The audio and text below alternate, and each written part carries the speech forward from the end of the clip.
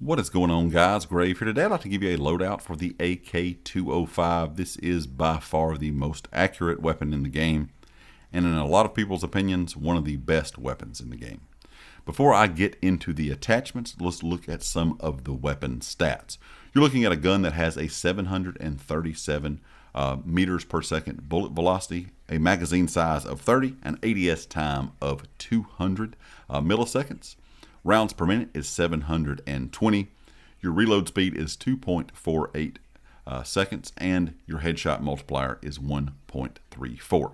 Now, a lot of people say that they feel like this gun is shooting marshmallows, and it does have a bit slower TTK and some more shots to kill than the other weapons in game. But this weapon performs exceptionally well at medium to longer ranges. It is so accurate, you pretty much can outgun anyone that you come into a gunfight with, even snipers. So when you look at the time to kill, you're looking at 333 milliseconds for a 5-shot kill. The only problem is that 5-shot kill radius is only 0 to 10 meters, and then from 10 meters to 20 meters is a 6-shot kill. From 20 meters to 35 meters, it is a 7-shot kill. 35 meters to 75 meters is an 8-shot kill. And 75 meters on out is a 9-shot kill.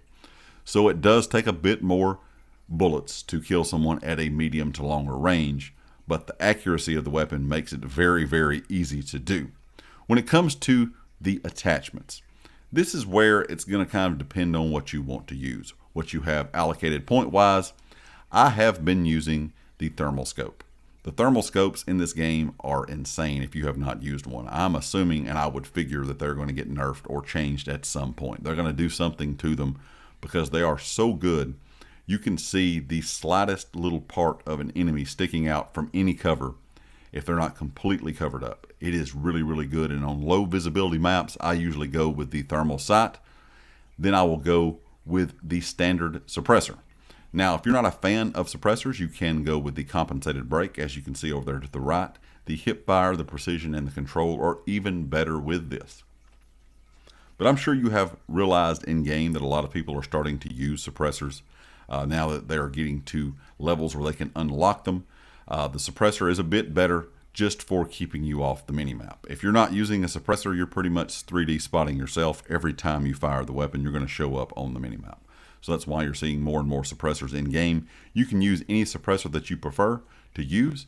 I would just recommend, if you're using the thermal sight, you're going to have to, of course, change a few things there because the thermal and the suppressors do cost a lot point-wise. When it comes to the barrel, I am using the 314, prototype. The 314 is a really good heavy barrel that does improve your firing accuracy over extended periods. I wish this had an extended barrel like some of the other weapons we have in game that gives you better bullet velocity, but sadly we do not have that. Now this weapon will actually, or this attachment will actually give you a slower ADS time. So you can see the basic barrel gives you a 200 millisecond ADS, where this one's going to give you a 250. So just keep that in mind. If you are using this, you're going to have a slightly slower aim down sight time.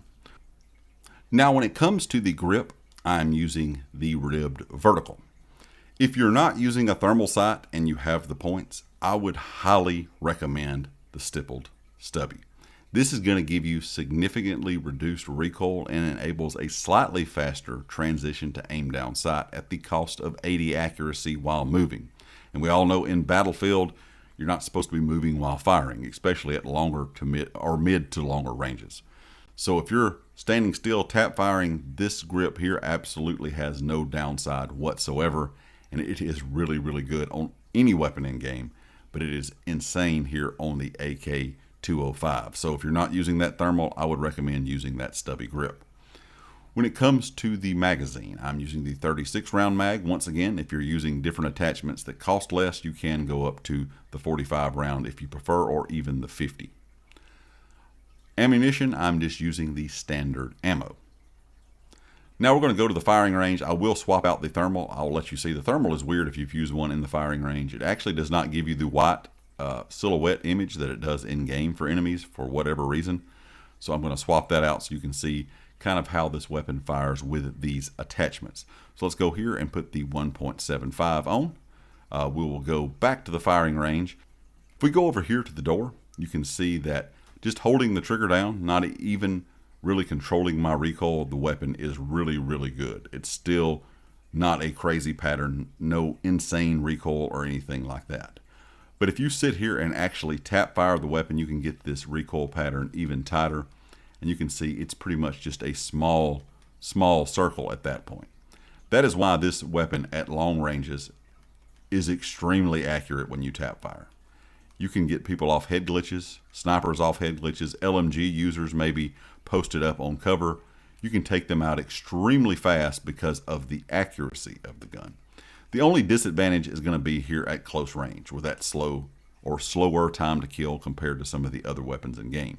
But the great thing about this weapon at close range is you can just hold the trigger down, where you cannot do that with a lot of weapons in game. A lot of weapons you're still having to tap fire at pretty close ranges. This weapon you can aim for the chest, hold the trigger down, and as you can see, it doesn't really get away from you. Only at those longer ranges will it start to have so much vertical recoil that you will be able to tell it just a bit. But at close range, you can just aim for the chest, hold the trigger down, and that is a big advantage to this weapon. If you're a controller player and you've been looking for a weapon that has some really, really good accuracy, maybe you're having a hard time controlling the recoil of some of the other weapons in game, I would highly recommend the AK-205. Leave me a comment with your thoughts. Let me know what you think about this weapon. Let me know what your favorite weapon in game is so far. And also let me know if you're excited for Season 1 of Battlefield 6 to start. And of course, if you like the video, hit the like. If you have not subscribed yet, please do so. And I'll catch you next time. Peace.